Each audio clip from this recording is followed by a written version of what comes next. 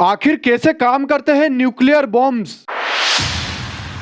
Hydrogen bombs atom bomb से किस तरह अलग है? आखिर इन बमों से कैसे होता है भयंकर विध्वंस?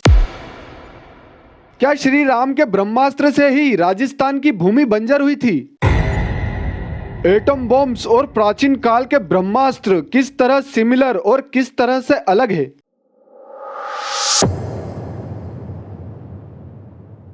हेलो दोस्तों, आज हम एटम बॉम्ब्स और हाइड्रोजन बॉम्ब्स कैसे काम करते हैं यह देखेंगे और यह भी देखेंगे कि क्या ब्रह्मास्त्र और एटम बॉम्ब में कोई सिमिलरिटीज है। दोस्तों, जैसा कि हम जानते हैं कि न्यूक्लियर बॉम्ब्स महाविध्वंसकारी और बहुत निर्दयता से मानव जाति का नामो निशान मिटाने की ताकत रखते हैं। मेनली न्यूक्लियर बॉम्ब्स दो तरह के होते हैं। पहले है फिजन बॉम्ब्स जो कि फिजन यानी कि विखंडन की प्रक्रिया पर काम करते हैं, और दूसरे है हाइड्रोजन बॉम्ब्स जिन्हें थर्मोन्यूक्लियर बॉम्ब्स भी कहा जाता है। यह बॉम्ब्स न्यूक्लियर फ्यूजन को एक्टिव करने के लिए पहले न्यूक्लियर फिजन का इस्तेमाल करते हैं। दोस्तों, पहले बात करते हैं फिजन बॉम्ब्स की। ये बॉम्ब्स बहुत ज्यादा रेडियो एक्टिव मटेरियल्स जैसे यूरेनियम 235 या प्लूटोनियम 239 का उपयोग करके बनाए जाते हैं। ज्यादातर एटम बॉम्ब्स में यूरेनियम 235 का यूज होता है। यूरेनियम 235 एक बहुत ही महंगा पदार्थ है। यह एक हाईली रेडियो एक्टिव मटेरियल है। एटम बम नॉर्मल मटेरियल्स जैसे आयरन, एल्यूमिनियम या सिलिकॉन आदि के एटम्स पर वर्क नहीं करता है। दोस्तों, एटम बम को बनाने के लिए सबसे पहले एक बहुत ही मजबूत स्टील का केस तैयार किया जाता है जो बहुत ज्यादा प्रेशर और टेम्परेचर को झेल सके। उसके बाद उसमें यूरेनियम 235 को फिट किया जाता है। यूरेनियम 235 के अलावा इसमें एक न्यूट्रॉन गन को बहुत ही सटीक तरीके से लगाना होता है, क्योंकि एटम बम को एक्टिवेट करने के लिए इसी न्यूट्रॉन गन का इस्तेमाल किया जाता है। जब एटम बम को ब्लास्ट करना होता है तो यूरेनियम 235 के ऊपर न्यूट्रॉन गन से न्यूट्रॉन्स फायर किए जाते हैं। यूरेनियम 235 की एटॉमिक प्रॉपर्टीज ऐसी होती है कि न्यूट्रॉन्स की बौछार से इसके एटम्स दो हिस्सों में टूट जाते हैं, और इसके साथ ही यूरेनियम 235 के न्यूक्लियर से दो नए न्यूट्रॉन्स को भी रिलीज करते हैं। ये नए न्यूट्रॉन्स आगे आने वाले यूरेनियम 235 के एटम्स को तोड़ने का काम करते हैं। दोस्तों, जब यूरेनियम 235 के एटम्स दो हिस्सों में टूट जाते हैं तो इस प्रक्रिया को न्यूक्लियर फिजन कहते हैं।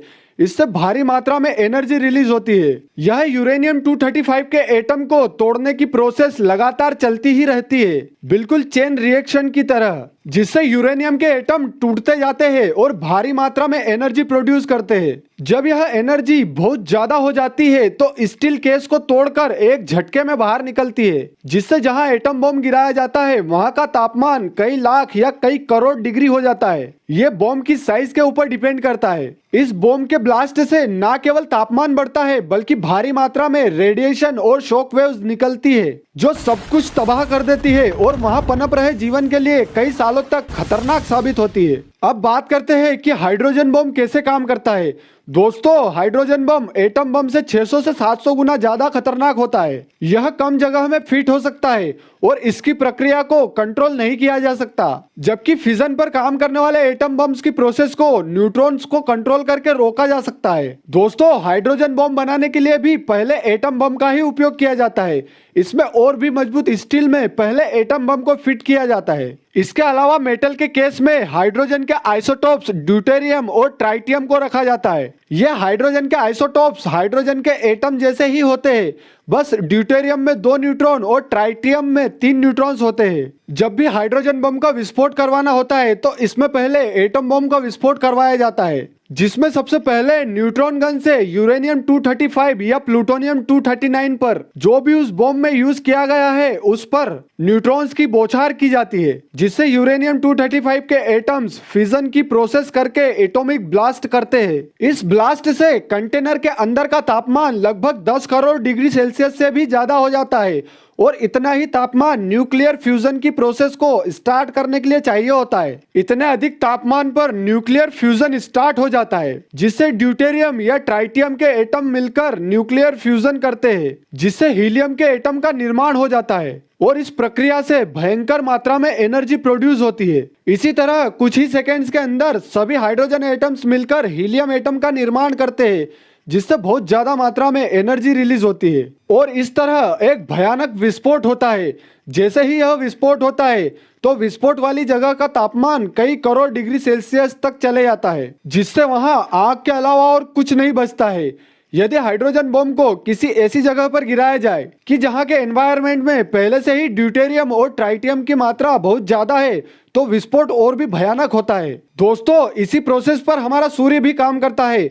वहां लगातार ऐसे लाखों विस्फोट होते ही रहते हैं क्योंकि वहां हाइड्रोजन और हीलियम गैस बहुत ज्यादा मात्रा में है। सूर्य पर एक बार फ्यूजन प्रोसेस स्टार्ट हुई तो आज तक नहीं रुकी और अगले कई करोड़ सालों तक वह ऐसे ही जलता रहेगा। वहां हाइड्रोजन के आइसोटोप्स मिलकर लगातार हीलियम का निर्माण कर रहे हैं जिससे वहां लगातार भारी मात्रा में एनर्जी प्रोड्यूस होती रहती है। इसी के कारण हमें लगातार सूर्य से रोशनी मिल रही है। लेकिन दोस्तों, सूरज पर भी जब हाइड्रोजन एटम्स खत्म हो जाएंगे तो यह प्रक्रिया रुक जाएगी और उससे रोशनी आना बंद हो जाएगी। दोस्तों, हाइड्रोजन बम का भी सबसे पहला परीक्षण अमेरिका ने ही किया था, लेकिन अमेरिका के बाद रशिया, ब्रिटेन, फ्रांस और चाइना ने भी हाइड्रोजन बम बना लिए हैं। वहीं नॉर्थ कोरिया ने भी दावा किया है कि उसने भी हाइड्रोजन बम बना लिया है। दोस्तों, अब बात करते हैं कि आजकल के एटम और हाइड्रोजन बॉम्ब्स रामायण महाभारत काल के ब्रह्मास्त्र से किस तरह सिमिलर या अलग है। जैसा कि हम जानते हैं कि हमारा सिर्फ कुछ किलोग्राम का एटम बम कई किलोमीटर डायमीटर का एरिया पलक झपकते ही पिघला देता है। जहां परमाणु विस्फोट होता है वहां की जमीन कई सालों के लिए बंजर हो जाती है, जैसे हिरोशिमा और नागासाकी की हुई थी।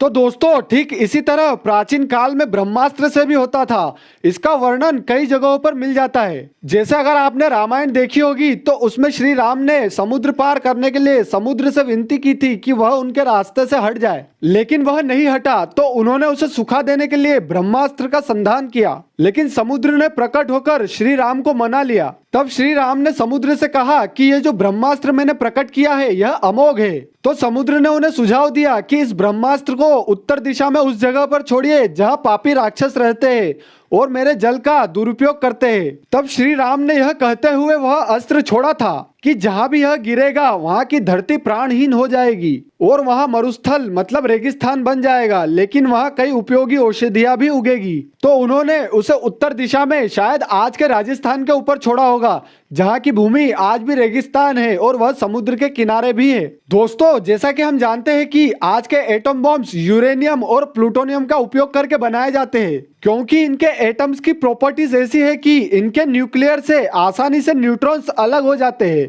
और दूसरे एटम्स को भी ट्रिगर करके चेन रिएक्शन स्टार्ट कर देते हैं जिससे भारी मात्रा में एनर्जी निकलती है। तो इसका मतलब यह है कि वैज्ञानिक एटम बम्स को सिर्फ कुछ ही एलिमेंट्स का यूज करके जैसे यूरेनियम या प्लूटोनियम का यूज करके ही बना सकते हैं, लेकिन प्राचीन काल के ब्रह्मास्त्र शायद और भी दूसरे एलिमेंट्स से या सभी एलिमेंट्स से बनाए जाते हो क्योंकि रामायण महाभारत में ऐसे वर्णन भी मिले हैं जिसमें श्री राम और अश्वत्थामा ने सिर्फ तिनके से ब्रह्मास्त्र प्रकट कर दिया था। जैसा कि हम जानते हैं कि हमारे आज के परमाणु बम सिर्फ कुछ ही ग्राम यूरेनियम से इतना भयानक विस्फोट करते हैं, तो क्या तिनके के अंदर के दूसरे एलिमेंट के एटम्स में भी न्यूक्लियर फिजन या फ्यूजन की कला हमारे देवता जानते थे जिससे ऐसा भयानक परमाणु बम बनाया जा सकता है? शायद हाँ। और ब्रह्मास्त्र के बारे में एक और बात यह है कि उनकी शक्ति को कम या ज्यादा किया जा सकता था और उनकी दिशा को भी बदला जा सकता था। ठीक वैसे ही हमारे एटम बॉम्ब्स की शक्ति को भी न्यूट्रॉन गन को रोककर थोड़ा सा कंट्रोल किया जा सकता है।